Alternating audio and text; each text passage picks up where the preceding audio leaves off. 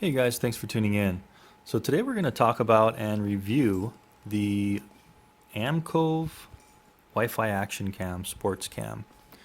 Now this cam kind of intrigued me because it does look like a GoPro competitor for a very good price. This is a review model from GearBest.com. I'll have the links in the description where to get this guy if you're interested. But anyway, let's take this out of the box and see what it's all about. Okay, so taking it out of the box, of course we got the camera here. It comes in this nice GoPro looking waterproof case.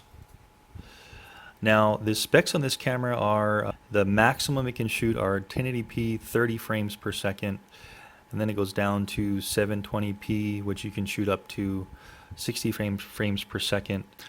It also takes 20 megapixel stills, supports up to a 32 gigabyte micro SD card. I was able to use a 64 gigabyte Samsung in it, so I guess the 64 gigabyte is not an issue. It's waterproof to 30 meters, which is roughly 90 feet with the waterproof case, which is really good. And it's got a 170 degree wide angle lens. 150 minutes of battery life at 1080p, which, over 2 hours of shooting, which is more than enough for most people. 80 grams with the battery. Alright, so moving on, let's see what we actually get in the package here. We have a Euro plug.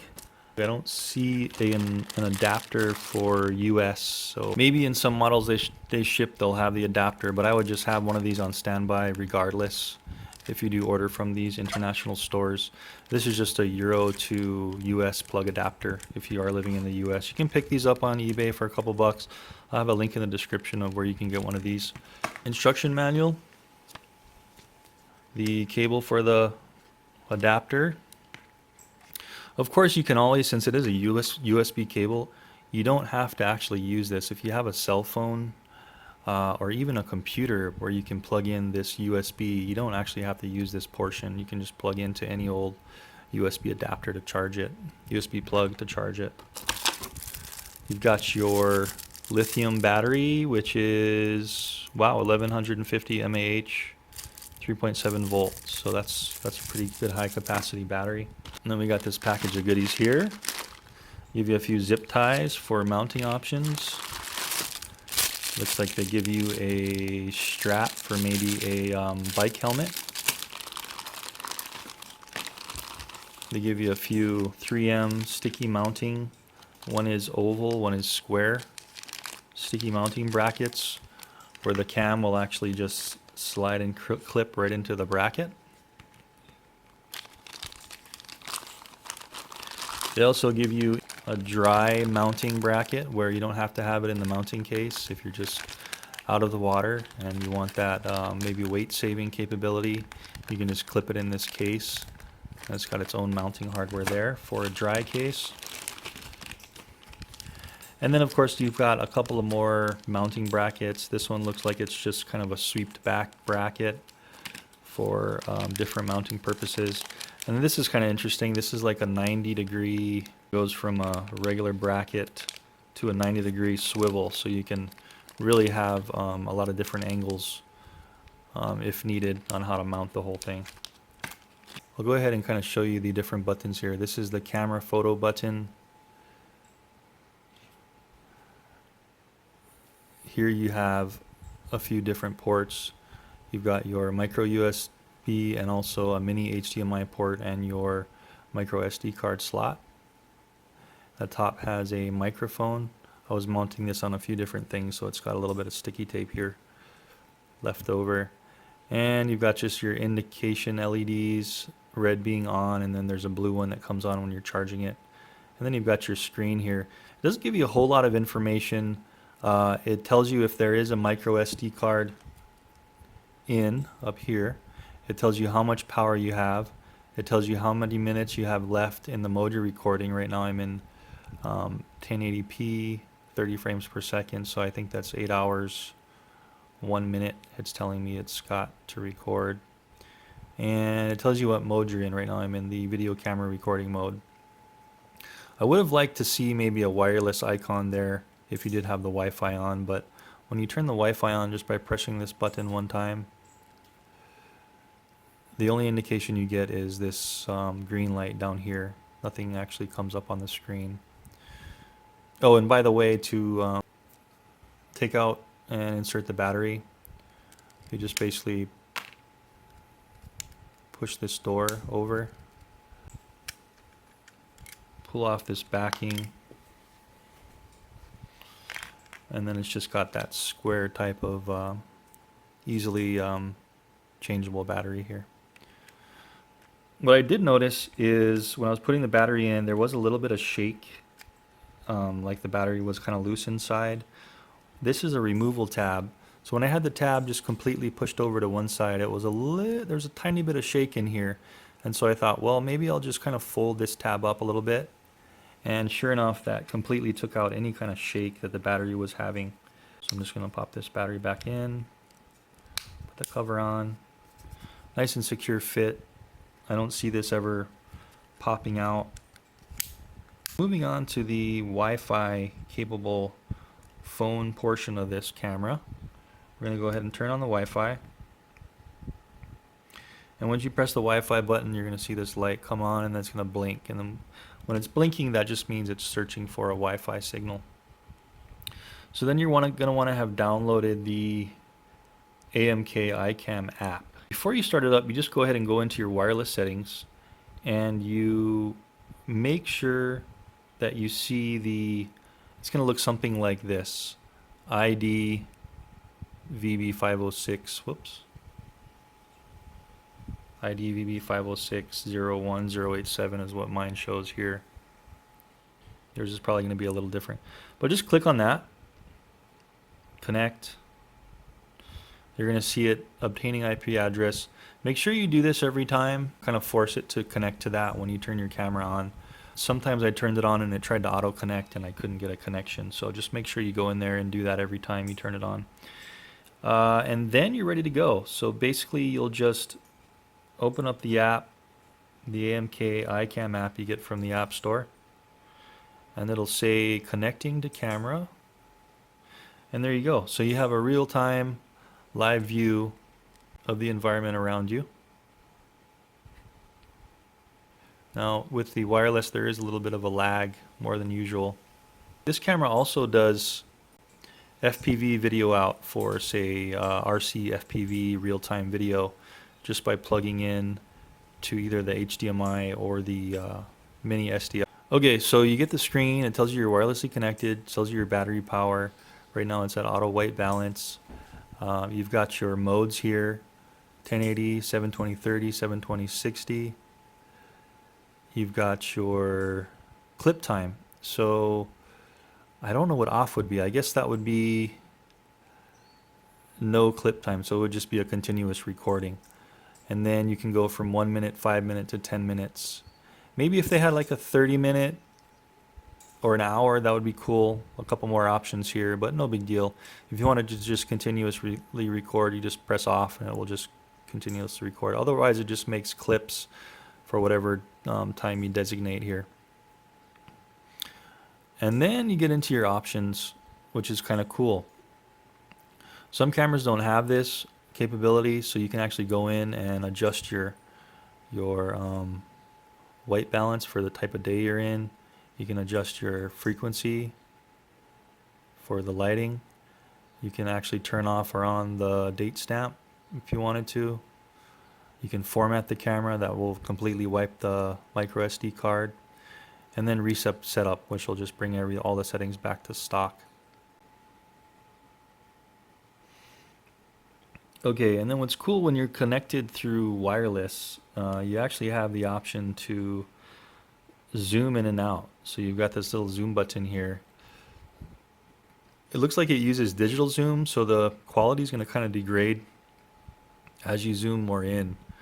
But just having that option is actually kind of neat.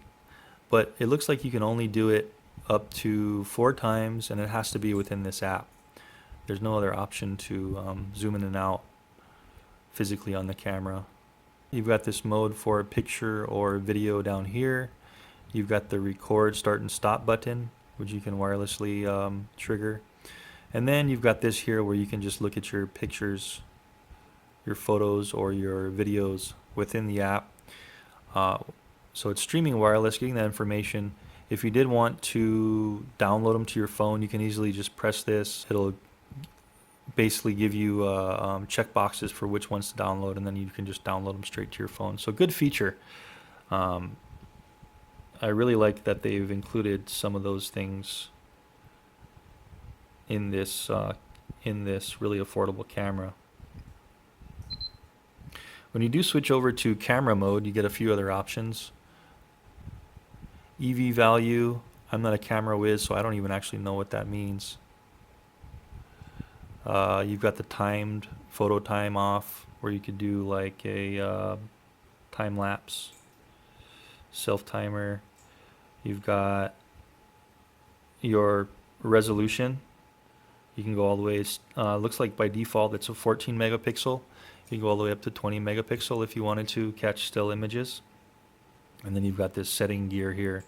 So you can do all these settings like continuous shooting. You can adjust your white balance, your frequency.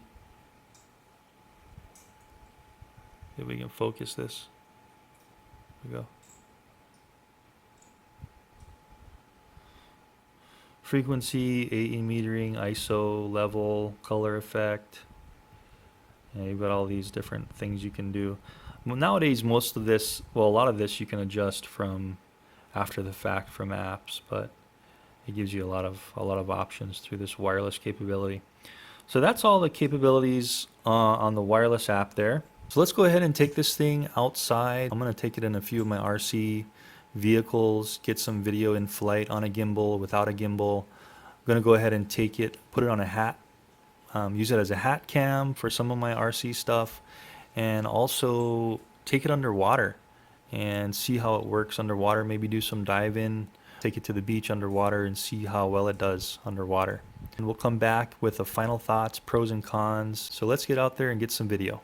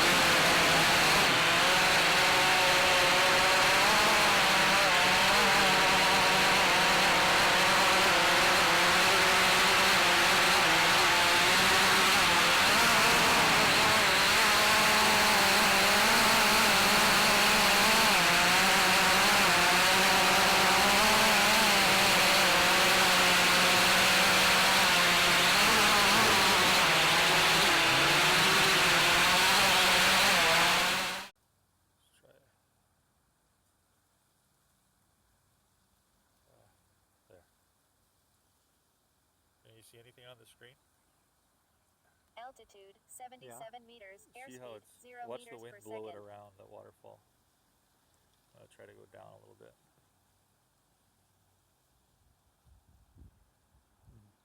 See when the wind hits it, look at it's going left. Oh yeah, Isn't that Altitude interesting? 70 meters, Wow. airspeed Kinda like 1 way- meters per that's a second. great shot. See if I can get a little closer without losing. Am I pointed right, Dad? Like Yep. directly at it? Altitude be. 56 That looks meters, pretty close. airspeed That's great 5 shape meters to per me. second. Okay.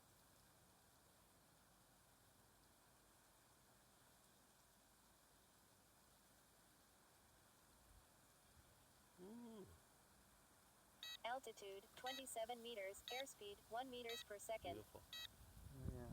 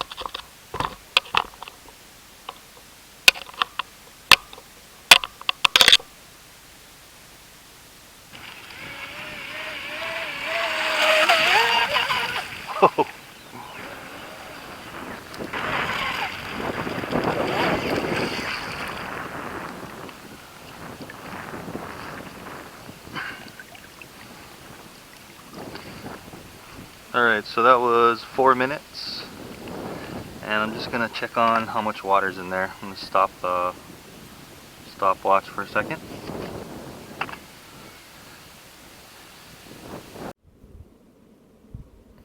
Hey guys, welcome back. So as you saw in the video, we had a bunch of different scenarios for testing the MCOV Action Cam, and you're able to see how it performed. Really enjoying this cam so far. I'm going to go ahead and go through the pros and cons now of what I thought about this guy. It does have the flip functionality where when you do turn it on, you go ahead and hold down the wireless key here for about 3 to 4 seconds, and it will flip the screen 180 degrees in case you're mounting it upside down.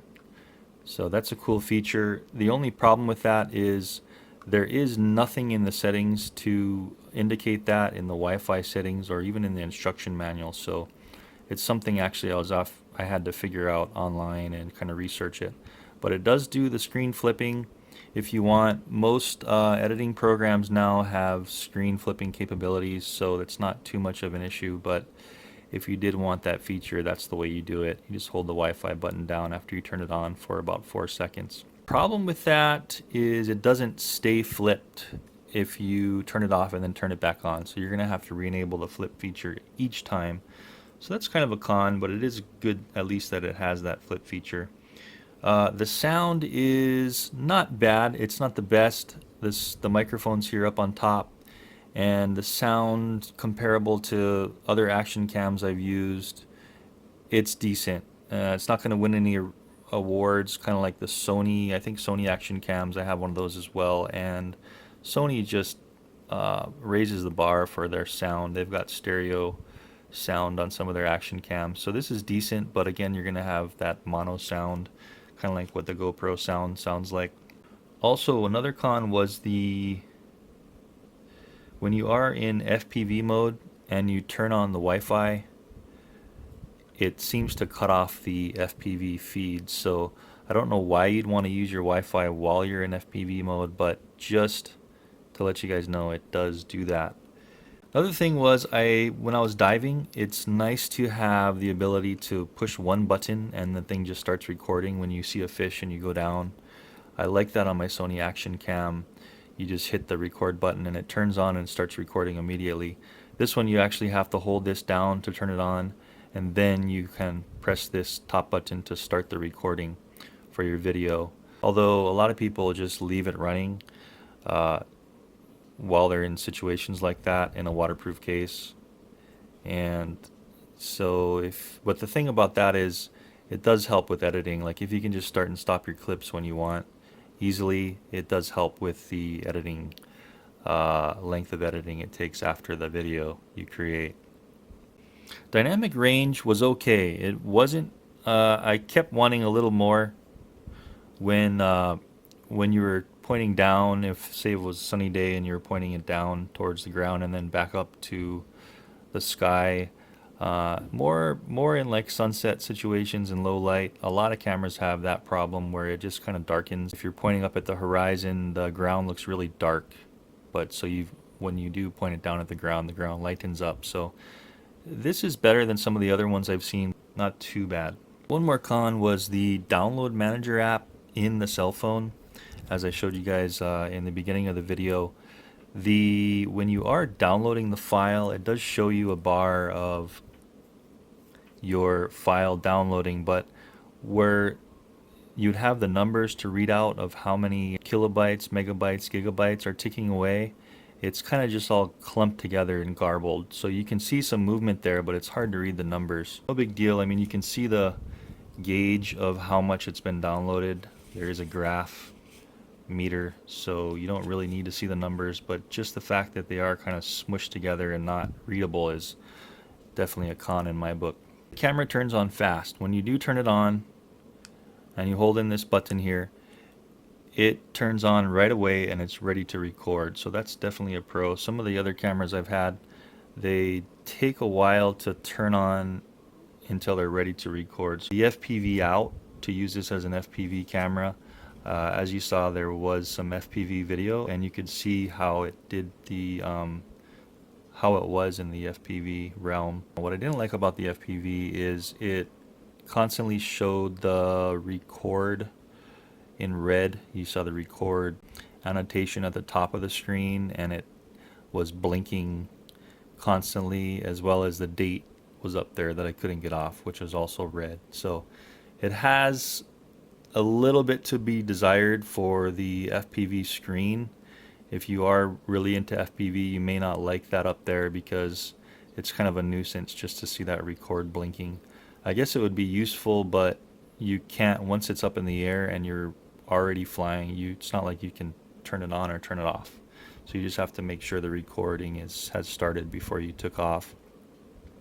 And also I noticed on this one, the screen kind of pushed down a little bit. So some of the numbers that I had on other cameras on the bottom, some of my OSD readouts had been pushed off the screen with this camera. So those were a couple of cons. It seems like that record and the date they put on top in red actually kind of pushed the screen down a little bit more than other cameras. It was a very low latency in FPV. It was 200 to 300 millisecond delay, so you could use it for some high-speed FPV racing if you wanted to. A pro was the wireless streaming image. When you connect it to your wireless phone, you can wireless stream to your phone to line up your shots and make sure, like if you have it mounted on your head or your bike or something, and just to make sure you have your shot lined up before you start. And it also has the setup and config via the wireless app is always nice. And I actually like this is kind of maybe a con to some, but a pro to me, was the Wi-Fi. When you had the Wi-Fi on and you turn the camera off, the Wi-Fi stayed off the next time you turn the camera on. So I kind of like that, because with the Sony Action Cam I have, the Wi-Fi, once you turn it on, it comes on again when you restart the camera. So for FPV and stuff, you really want that Wi-Fi off for interference. So I like having to turn the Wi-Fi back on if I really need it.